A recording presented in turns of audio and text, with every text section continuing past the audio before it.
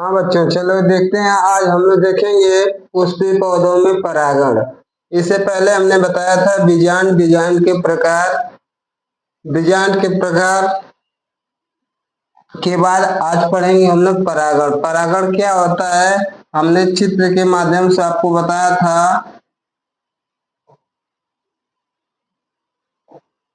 इसको कहते हैं हम लोग वर्तिकाग्र, इसको कहते हैं हम लोग वर्तिका, इसको कहते हैं हम लोग अंडाशय। और अंडाशय के बीच में एक गोल संरचना होती है, इसको कहते हैं बीजांड। बीजांड के बीच में थैलीनुमा संरचना पाई जाती है, जिसको कहते हैं हम लोग भ्रूणकोश। भ्रूणकोश के ऊपर 3 प्रकार की कोशिका होती हैं। बीच में 2 कोशिका लगी होती है, नीचे की तरफ एक बड़ी कोशिका होती है, इससे सटी 2 कोशिकाएं होती हैं। इसे कहते हैं प्रतिमुखी कोशिका। प्रतिमुखी कोशिका,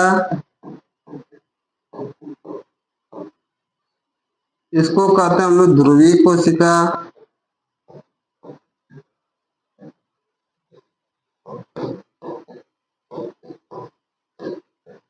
इसको कहते हैं हम लोग अंड कोशिका।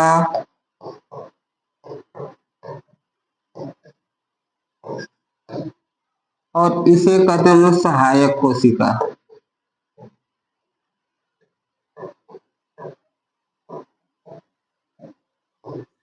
और इसके साथ जुड़ा होता है यह नर जनन अंग, जिसको कहते हैं हम लोग पुंकेसर। पुंकेसर के 2 भाग बताए थे, एक का नाम था तंतु, दूसरे का नाम था परागकोश। परागण क्या होता है हमने बताया था इससे पहले कि जो परागकोश होते हैं उसमें पराग कणों का निर्माण होता है। जब पराग कण बन जाते हैं, पूर्ण रूप से विकसित हो जाते हैं, तो पराग कण इस परागकोश से 2 सेल की अवस्था में बाहर निकलते हैं। अर्थात हम कह सकते हैं कि परागकोश से पराग कणों का वर्तिकाग्र तक पहुंचने की क्रिया को परागण कहते हैं। परागण की यही परिभाषा होती है कि परागकोश से पराग कणों का वर्तिकाग्र तक पहुंचने की क्रिया को परागण कहते हैं। परागण पूछा जाता है 5 नंबर में, परागण क्या होते हैं, कितने प्रकार के होते हैं। तो परागण, इसको इंग्लिश में कहते हैं पॉलिनेशन। परागण होता है परागकोश से पराग कणों का वर्तिकाग्र तक पहुंचने की क्रिया को परागण कहते हैं। परागण 2 प्रकार के होता है। अब यहाँ पे देखेंगे हम लोग परागण के प्रकार।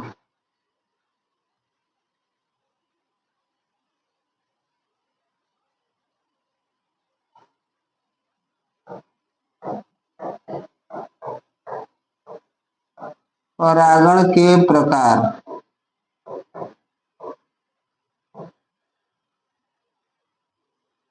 परागण 2 प्रकार का होता है। एक होता है स्वपरागण,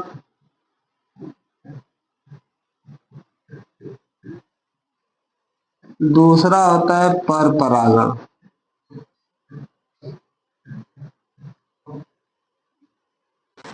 जानेंगे स्वपरागण क्या होता है। पहला देखेंगे स्वपरागण क्या होता है। स्वपरागण का मतलब होता है कि जब उसी पुष्प का परागकण उसी पुष्प के वर्तिकाग्र पर पहुंचेगा तो उसे स्वपरागण कहते हैं। जैसे यह द्विलिंगी पुष्प है, इसमें दोनों गैमेट एक साथ पाए जा रहे हैं। यह स्त्री केसर और यह है पुंकेसर। पुंकेसर का जो परागकण है, इसी पुष्प का परागकण उसी पुष्प के वर्तिकाग्र पर अगर पहुंच जाएगा तो इस क्रिया को कहेंगे स्वपरागण। यह द्विलिंगी पौधों में पाया जाता है। स्वपरागण के लिए यहाँ पे परागकण बनेगा परागकोश में, और परागकण यहाँ से पहुंच जाएगा वर्तिकाग्र पर। अर्थात कह सकते हैं कि उसी पुष्प का परागकण उसी पुष्प के वर्तिकाग्र पर पहुंचता है, इस क्रिया को कहते हैं स्वपरागण। जैसे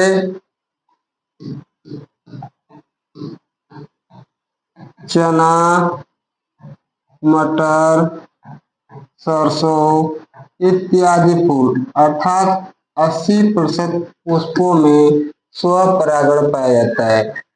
अर्थात ऐसे पौधे जिसमें दोनों गैमेट एक ही साथ पाए जाते हैं, नर जनन पुंकेसर और मादा जनन स्त्री केसर। ऐसे पौधों में स्वपरागण पाया जाता है। स्वपरागण की परिभाषा यही होती है कि जब उसी पुष्प का परागकण उसी पुष्प के वर्तिकाग्र पर पहुंचता है तो उस प्रक्रिया को स्वपरागण कहते हैं। अब उसके बाद देखेंगे हम लोग परपरागण।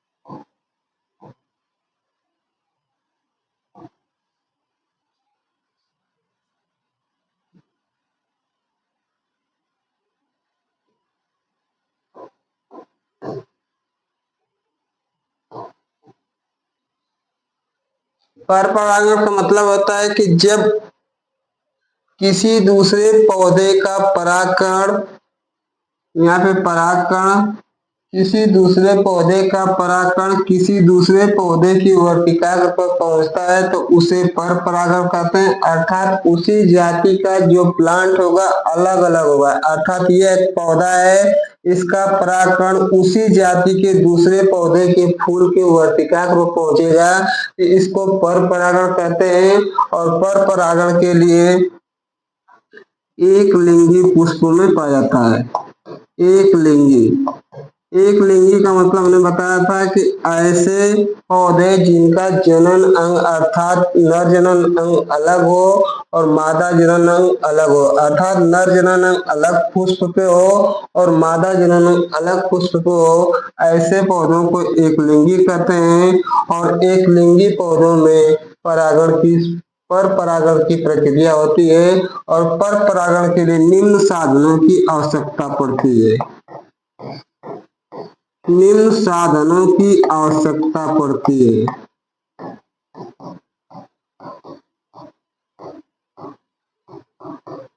अर्थात हम कह सकते हैं किसी दूसरे पुष्प का परागकण किसी दूसरे पुष्प की वर्तिकाग्र पर पहुंचता है तो उसे पर परागण कहते हैं। पर परागण के लिए निम्न साधनों की आवश्यकता पड़ती है, जैसे वायु परागण, दूसरा आता है जल परागण,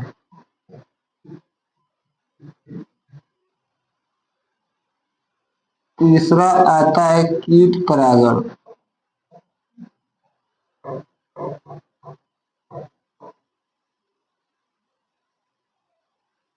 चौथा आता है आपका पक्षी परागण।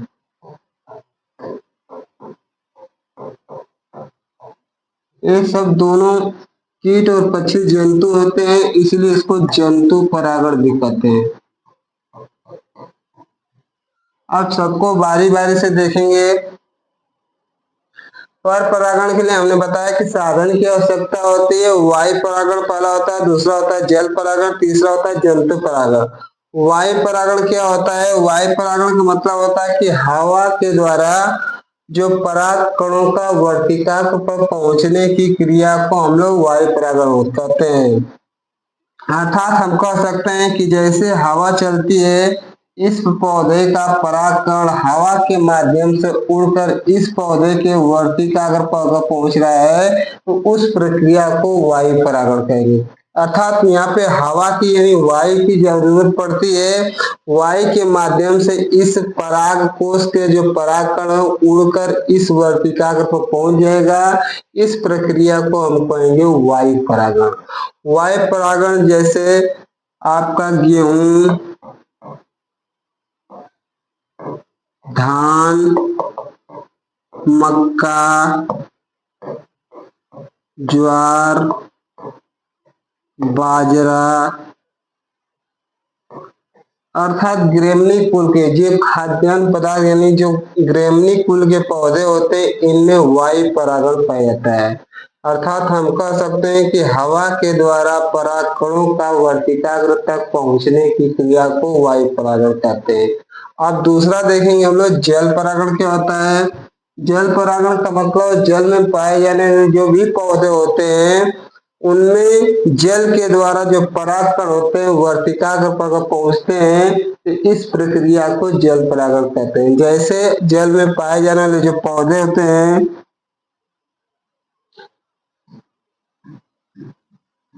जल परागण, जैसे कमल,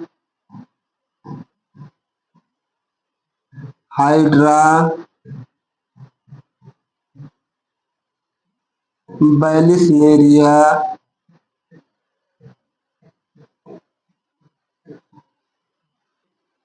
इत्यादि पौधों में जल के द्वारा परागण होता है। जैसे अगर बात करते हैं जल की जो परागण होता है ये भी दो प्रकार का होता है। जल के द्वारा परागण होने की प्रक्रिया में यह दो प्रकार का होता है। एक होता है अधिजल परागण, अधिजल परागण, दूसरा होता है अधोजल परागण।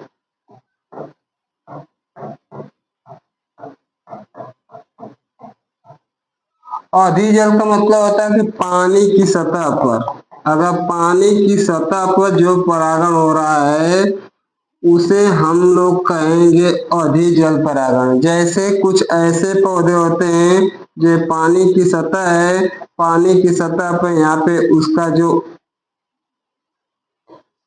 पानी की सतह पर यहाँ पे वर्तिकाग्र आ जाता है, वर्तिकाग्र, और वर्तिकाग्र पानी की सतह पर आता है और उसका परागकण इसकी सतह पर आता है और सतह पर ही जहाँ पे परागण प्रक्रिया होती है उस प्रक्रिया को अधिजल परागण कहते हैं।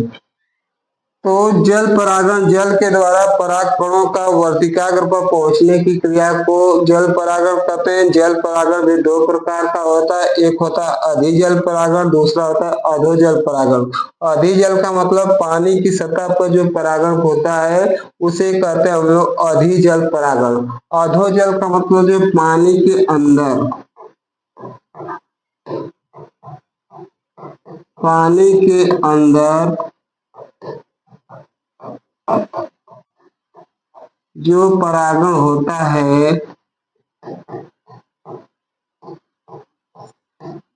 उसे अधोजल परागण कहते हैं।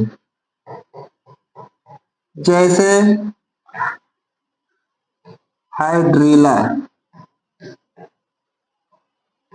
हाइड्रीला में अधोजल परागण होता है अर्थात पानी के नीचे से परागण होता है, और अधिजल परागण में आता है बैलिस्नेरिया। बैलिस्नेरिया, बैलिस्नेरिया का जो मादा जन्म स्त्री केसर होता है वह पानी की सतह पर आता है, उसी समय जो पुंकेसर होता है वो भी पानी की सतह पर आता है। पानी की सतह पर आने के बाद पानी की सतह पर दोनों परागकण को छोड़ देता है, रिलीज कर देता है और पानी की सतह पर आकर उसके वर्तिकाग्र पर पहुंच जाता है। इस प्रक्रिया को अधिजल कहते हैं। और हाइड्रीला में अधोजल परागण होता है। अधोजल परागण का मतलब होता है पानी के अंदर जो परागण होता है उसे अधोजल परागण कहते हैं। अब उसके बाद देखेंगे हम लोग तीसरा जंतु परागण।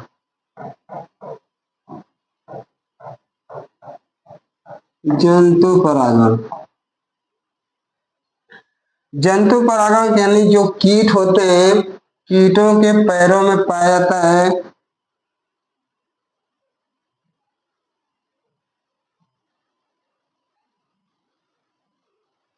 जो कीट होते हैं इनके पैरों में पाया जाता है पालन कीट,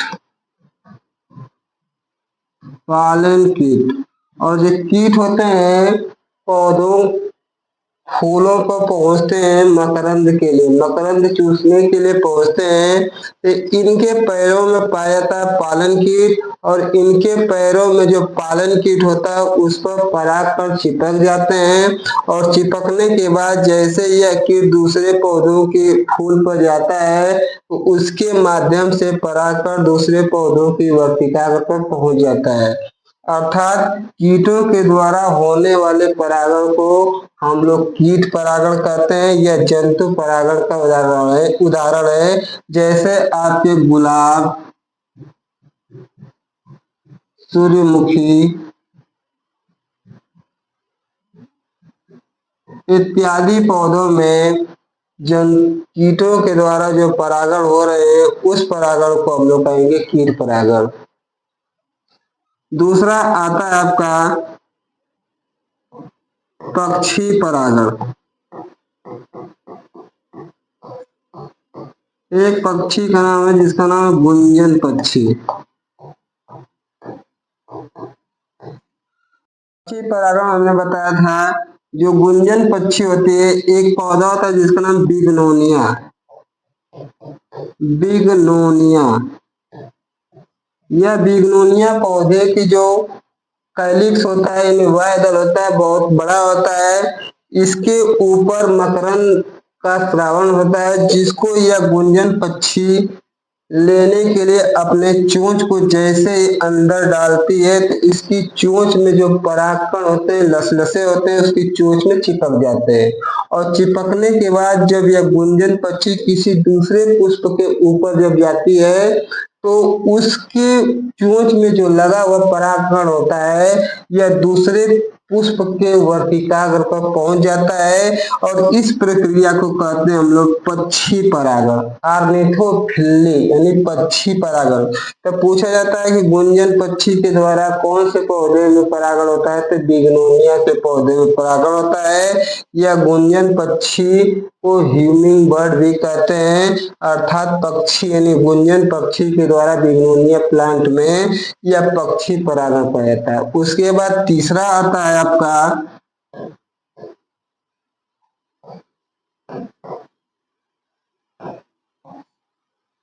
घोंघा परागण।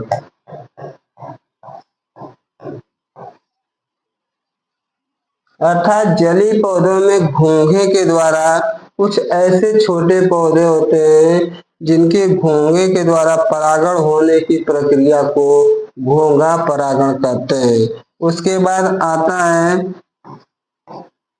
चमगादड़ परागण, चिरैप्टोफिली।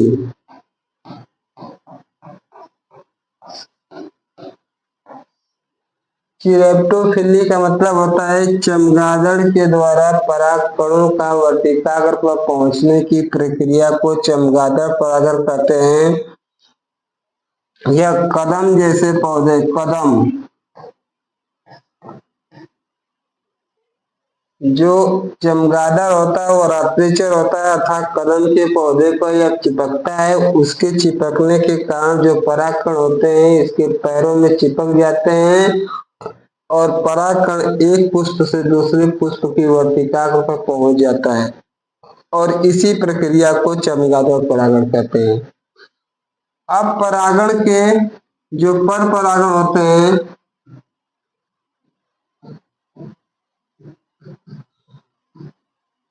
और स्वपरागण और पर परागण।